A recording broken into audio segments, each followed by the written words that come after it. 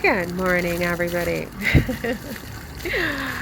I'm heading out for a little walk, so I'll post this at the end of the day, which will be sort of the reverse order of the videos I made today. But anyway, I'm taking a little walk and I'm thinking about Harry and Meghan, and I'm thinking to myself that, I'm really convinced that the royal family and the British press and many people in the UK and perhaps even in the global community never really expected Harry and Meghan to succeed or to last this long or to have achieved the things they have achieved in the past 4 years.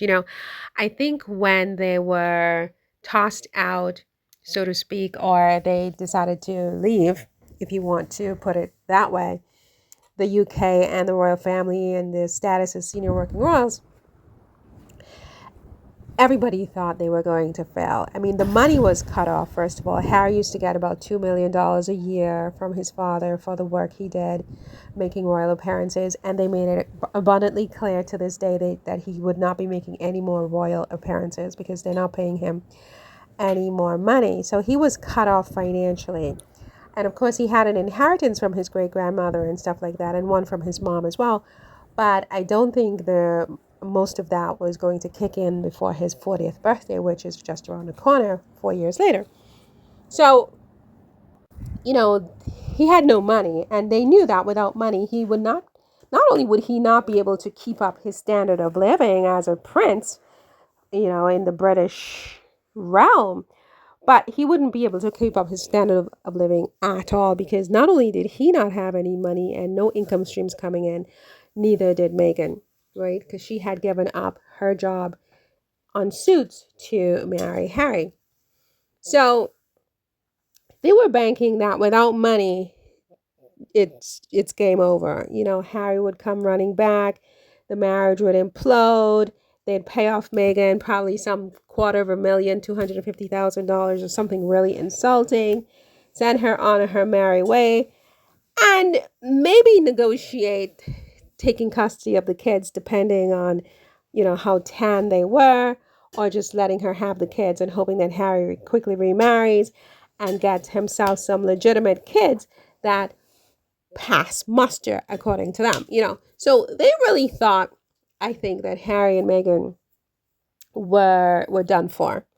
And they never anticipated, I think, coming out of the starting block, those two big contracts with Netflix and Spotify. Whatever happens to those contracts 2, 3, 4 years down the line is irrelevant. The fact is that they got these huge contracts, and those huge contracts helped to propel them to the next level that they needed to be at, where they were able to buy their house and get started with their life in Montecito and begin to build their brand sort of the way they envisioned their brand and their image, right?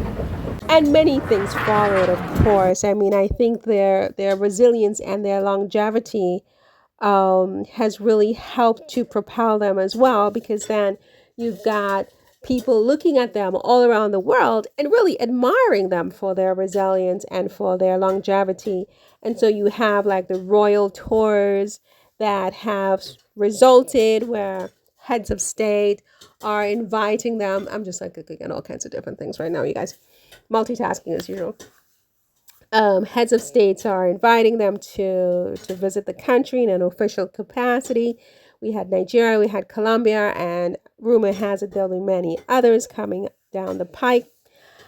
And, so I don't think that anybody in the royal family, certainly in the upper management of the royal family, like King Charles, William, Kate, and their henchmen and women, Camilla, ever really expected Harry to have the kind of success that he had, and certainly Meghan as well, because they are a team, obviously.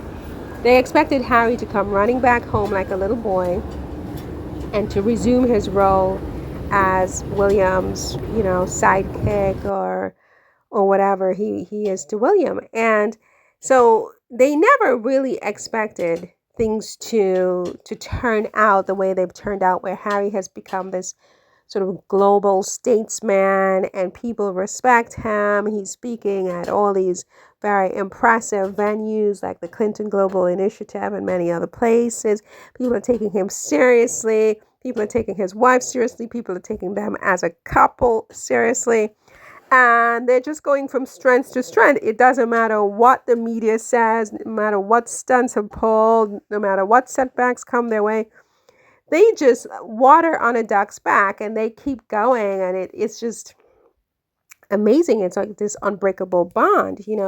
I don't think anybody expected that of them back over there across the pond at Buckingham, Buckingham Palace and Kensington Palace. Yeah, I mean, they largely, I think, underestimated Harry and Meghan. So, how beautiful. I love these glasses. Oh, I love those glasses. Yeah, so they really underestimated Harry and Meghan, and I just think it was their mistake. I don't think, and I think I know this, that Harry has no interest in going backwards because what he is today and what he has achieved in the last 4 years far outpaces what he was 4 years ago in the royal family. So I mean, unless he's crazy, I don't see any interest that he might have in returning to that. It's like going back to your adolescence or something. He's a grown man now. He's a statesman. He's very successful. He's respected. He's taken seriously. He's going from strength to strength. And America is a better place for him to be, I think, than the UK right now because there are just more opportunities, more people like him, young entrepreneurs who are really change makers in the world. It's just America is more of a hub than the UK will ever be in that regard, and that's exactly where he needs to be to promote his work, Invictus, Travelist, all of the things that he's trying to do. So, yeah, I just think that they really just underestimated how successful this was going to be for Harry. It's a big move. He moved, it was a big thing what he did. Leaving was huge, huge. And they expected, however, that it would have been a huge flop, you know, and instead it's an even more huge success than they ever thought possible.